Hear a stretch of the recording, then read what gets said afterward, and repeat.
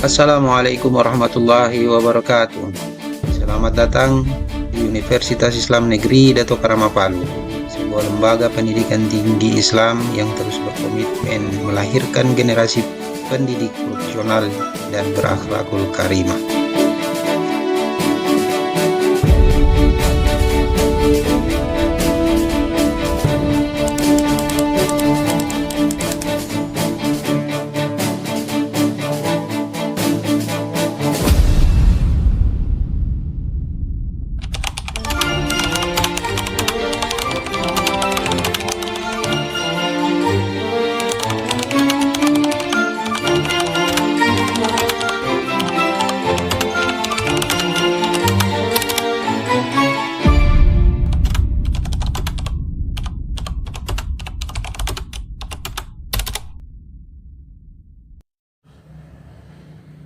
Bismillahirrahmanirrahim. Assalamualaikum warahmatullahi wabarakatuh.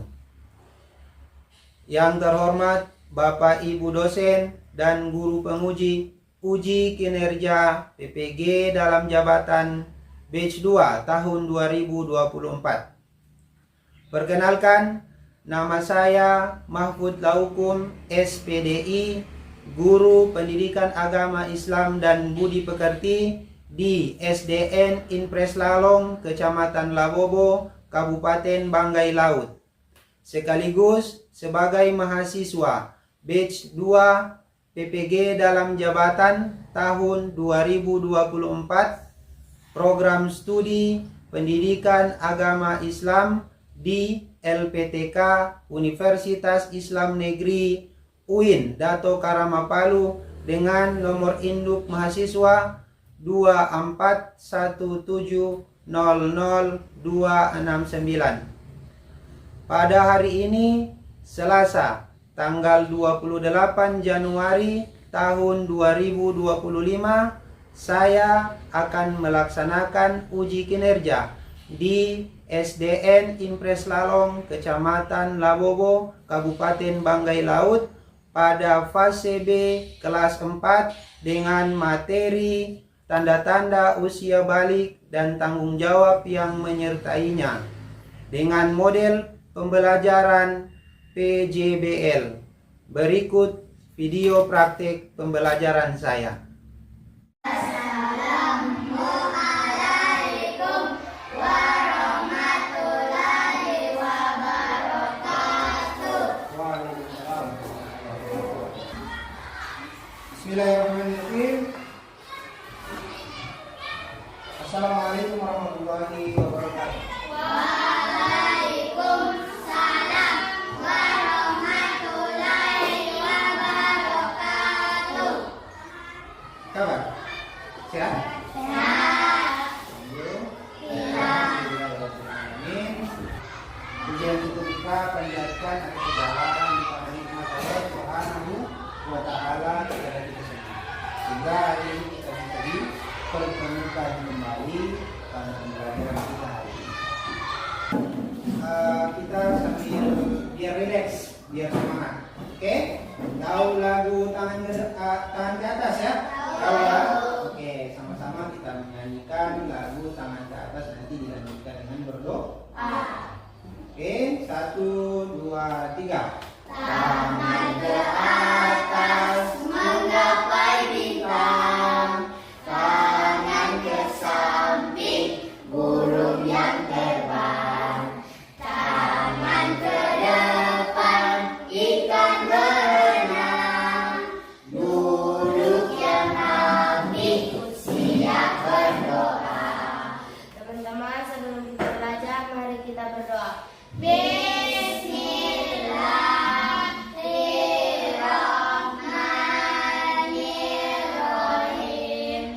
Rabbi zidni ilman warzuqni fahman. Oke, selanjutnya Pak Guru ngecek ininya kehadiran dulu ya. Cek dulu ya. Yang pertama, Rahasia ada. Oke.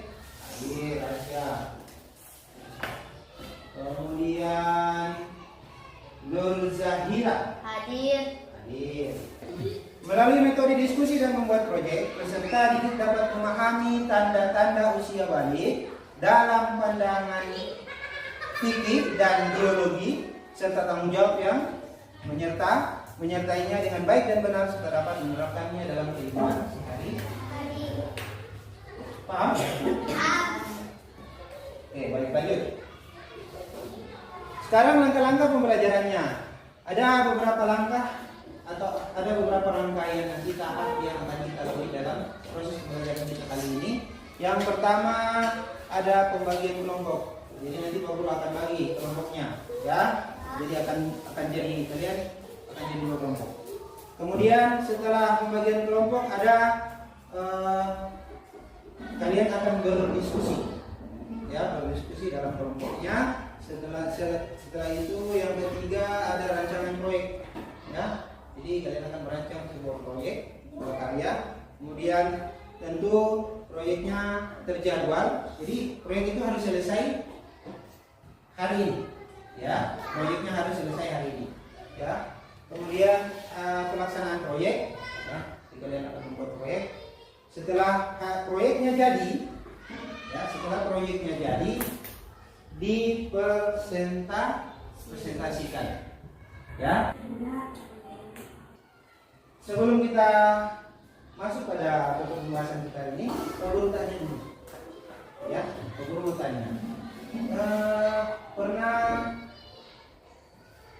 di rumah, ya, pernah dikasih tanggung jawab pernah dikasih kepercayaan untuk melakukan sesuatu? Kalau dulu kan misalnya dulu, nah tiba-tiba disuruh saya begini, padahal dulu tidak pernah. Pernah ya? Misalnya pernah disuruh cuci piring sendiri. Sudah ya.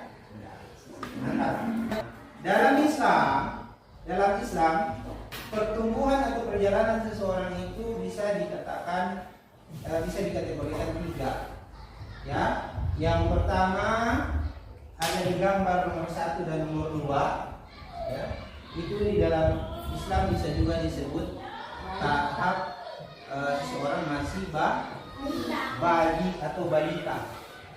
Di tahap ini kita belum mengenal apapun, belum tahu apapun. Ya, yang ditahu cuma makan, berak, tidur. Ya, kalau lapar tidak bilang mama saya lapar, belum bisa. Bagaimana? Nangis. Ya, menangis paling, ya. Kalau sudah menangis pasti sudah lapar. Kalau bukan lapar pasti dia mengantuk. Kalau bukan mengantuk barangkali dia suka berak atau berkincing. Pasti, ya kan? Itu masih tahap yang pertama. Kemudian di gambar nomor 3, ya, gambar nomor 3 itu disebut dengan fase tamyiz atau mumayyiz. Apa itu fase tamyiz atau mumayyiz? Di fase tamyiz ini atau mumayyiz, kita sudah mulai tahu mana yang baik, mana yang buruk. Ya, oke, lanjut.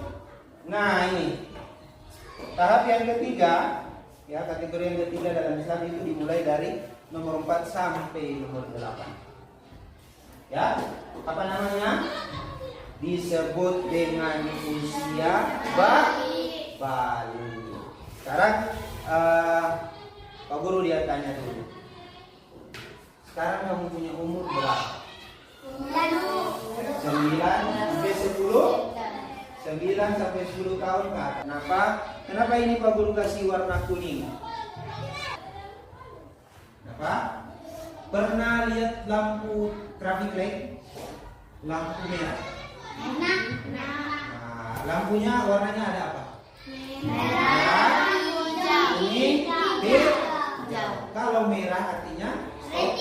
Kalau kuning ancang-ancang mau berjalan, hijau sudah jalan. Nah, kenapa ini kuning? Ya, itu maksudnya di usia kalian. Kita kan sekarang ada di sini ya, kalian ada di sini. Usia yang di gambar nomor 4 ini. Nah, di usia ini, ya, di usia ini sudah mulai bahkan ada anak-anak yang secara kebutuhan gizinya terpenuhi itu sudah sampai pada usia balik. Ya, sudah ada tanda-tandanya. Tapi sebagian juga itu baru mau ancang-ancang mau balik. Ya, makanya persiapannya dimulai dari usia kalian atau dimulai kalau di SD itu dari kelas 4. Ya, kelas 4 itu sudah harus dimulai menyiapkan diri menyambut usia balik. Lanjut. Nah, alhamdulillah ya. Apa itu balik?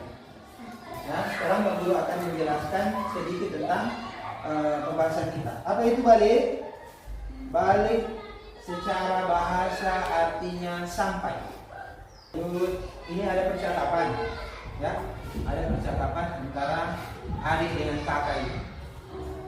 Ya, ternyata kakaknya bilang begini, batas kedewasaan itu bukan dilihat dari tingkat kelasnya atau tingkat sekolahnya, ya, tapi bisa diketahui dari tanda-tandanya, tanda-tanda kedewasaan itu, ya. Terus adiknya bilang, baiklah, aku ingin belajar tanda-tanda balik. Oke, jadi hari ini kita akan belajar juga tentang tanda-tanda usia balik. Tanda-tanda usia balik. Jadi ada dua yang kita akan pelajari, tanda-tanda menurut ilmu fikih dan menurut ilmu biologi. Ya. Yang pertama tentang tanda-tanda usia balik menurut pandangan ilmu fikih atau pandangan Islam. Tanda-tandanya apa? Untuk anak laki-laki, tanda-tanda yang pertama itu mimpi basah. Ya, mimpi basah. Kemudian tanda-tanda yang kedua itu adalah usianya 15 tahun. Kemudian ada pandangan menurut ilmu biologi atau ilmu pengetahuan. Bagi perubahan tanda-tandanya adalah perubahan fisik, ya, pertumbuhan badan lebih cepat, bertambah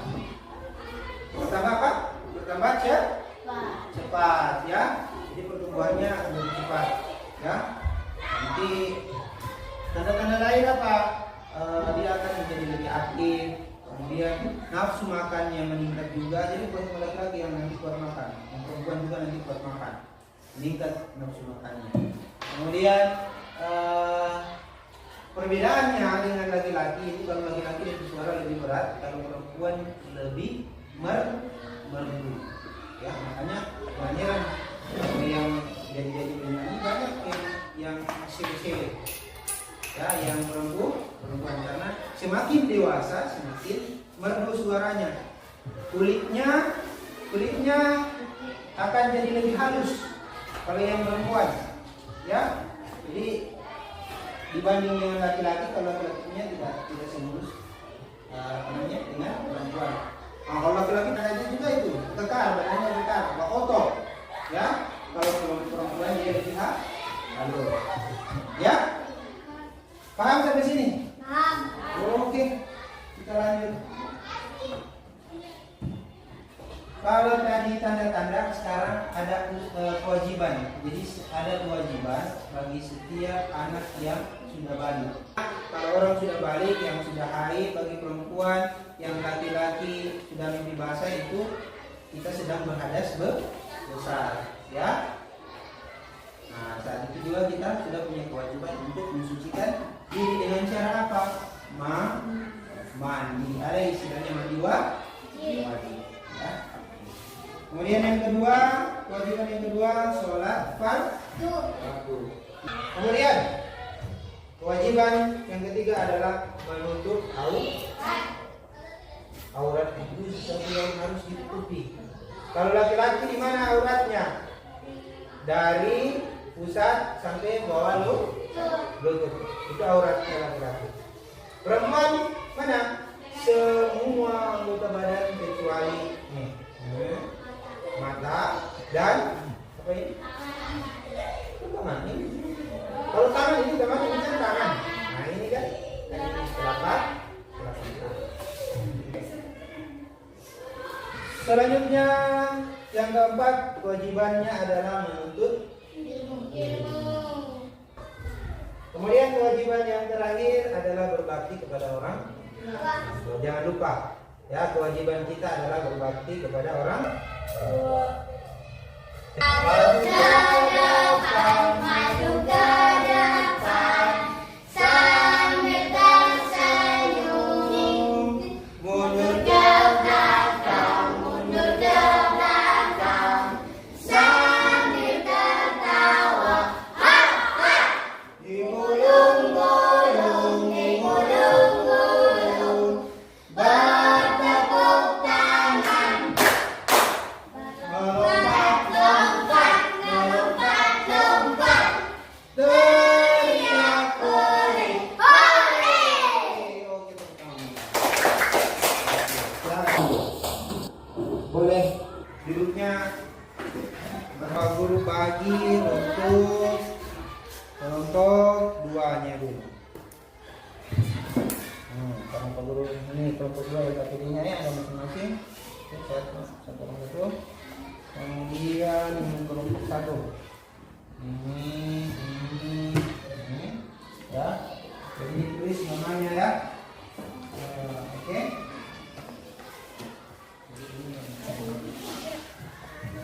Jadi itu ada LKPD-nya, silakan dikerjakan, ditulis dulu namanya paling atas, ya, tulis saja dulu namanya, kemudian ini dijawab, ya, dijawab. Ya, iya isi di sini, ini, ya, ini perhatikan dulu, coba perhatikan, halo, perhatikan dulu ya, ini kan ada LKPD-nya, nah di sini ada aspek itu, di kolom aspek itu ada anak laki-laki, ada anak perempuan. Yang diisi mulai dari sini, ya. Jadi misalnya yang nomor 1 di kolom yang kedua ini tanda-tanda menurut ilmu fikih. Untuk anak laki-laki apa? Satu apa, ya? Anak laki-laki yang kedua apa menurut ilmu fikih? Nanti anak perempuan menurut ilmu fikih apa? Yang satu, yang dua apa? Kemudian tanda lagi menurut ilmu biologi apa, ya, untuk anak laki-laki dan untuk anak perempuan. Kemudian tanggung jawabnya juga begitu, ya, untuk anak laki-laki dan untuk anak perempuan. Bisa? Silakan dikerjakan.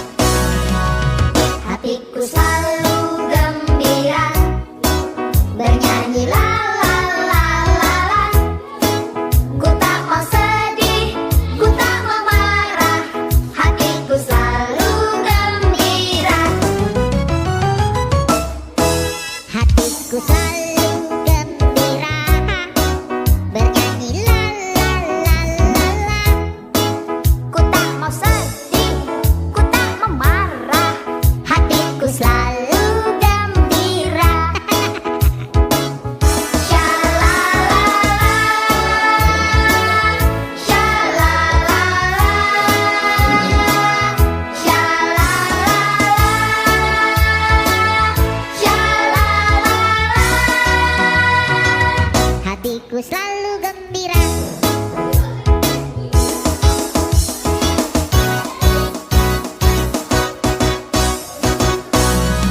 Hey, hatiku selalu gembira, ha, bernyanyi la la la la la. Ku tak mau sedih, ku tak mau marah, hatiku selalu gembira. Hatiku selalu gembira, bernyanyi la la la la la. Aku tak mau sedih, ku tak mau marah, hatiku selalu gembira.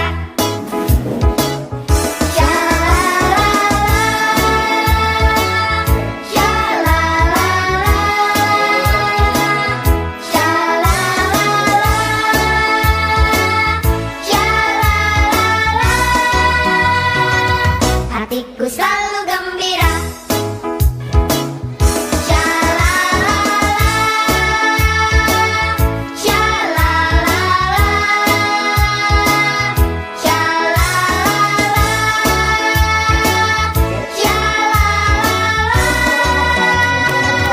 Hatiku selalu gembira. Hatiku selalu gembira. Gembira, gembira, selalu bergembira. Hey! Oke, tepuk tangan dulu untuk kelompok 1. Ya, silakan balik ke tempatnya di kelompoknya. Kesimpulannya yang pertama adalah apa itu balik? Ya, balik itu secara istilah adalah kedewasaan seseorang yang bisa diketahui dari tanda-tandanya. Istilah lainnya adalah mukallaf. Mukallaf itu sudah melekat kepada anak yang sampai pada usia mukallaf itu sudah melekat tanggung jawab. Jadi sudah ada istilahnya pahala dan dosa. Kalau dia melakukan kebaikan maka dia diganjar dengan pahala. Kalau dia melakukan keburukan maka dia diganjar dengan dosa. Apa saja tanda-tanda baliknya? Kalau yang laki-laki apa tadi? Barok. Kemudian apa lagi? Kumis. Kemudian janggut. Kemudian ya, suaranya lebih berat. Jadi itu tanda-tanda yang akan muncul kepada anak yang kalau sudah masuk usia balik. Kemudian kalau yang perempuan apa tadi? Haid sudah usia 15 tahun. Kemudian apa? Kulitnya bagaimana kulitnya? Halus. Suaranya bagaimana? Suaranya lebih merdu. Apalagi pinggulnya lebih membesar ya. Begitu. Ya. Kemudian apa kewajiban bagi anak laki-laki dan perempuan yang sudah balik? Apa tadi? Sholat fardu. Kemudian apa lagi? Mensucikan diri. Apa lagi? Menutup aurat. Apa lagi? Berbakti kepada orang tua. Apa lagi yang terakhir? Menuntut ilmu kita. Oke. Kemudian bagaimana penerapan dalam kehidupan sehari-hari konsep usia balik ini? Jadi Pak Guru kasih contoh kalau anak-anak yang sudah balik ya sudah punya tanggung jawab. Salah satunya tadi sebagaimana yang dikatakan oleh Nabi kita bahwa anak yang sudah usianya balik itu tempat tidurnya sudah harus dipisahkan. Jadi tidak boleh lagi tidur dengan mama dengan papa. Dengan kakak tidak boleh lagi. Apakah kalian merasa bahagia dengan pembelajaran kita hari ini? Nah, ya alhamdulillah. Kemudian apakah dengan membuat poster tadi, kalian lebih bisa dengan mudah memahami materi yang pembelajaran kita hari ini? Ya. Lebih mudah? Ya.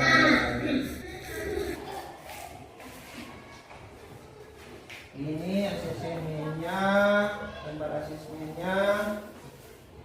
Ya, ini asesmennya. Ini keluarga Wakti terdiri dari ayah, ibu, adiknya usianya 10 tahun, kemudian Wati. Ya, jadi ada 4 orang. Wati usianya 16 tahun.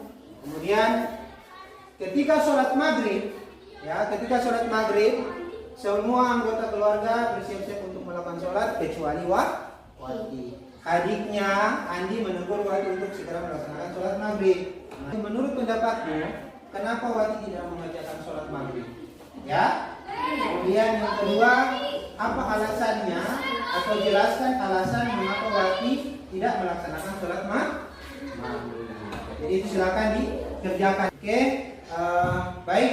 Kalau sudah paham semua, mari sama-sama kita tutup pertemuan kita hari ini dengan mengucapkan kalimat hamdalah. Alhamdulillahirabbil alamin.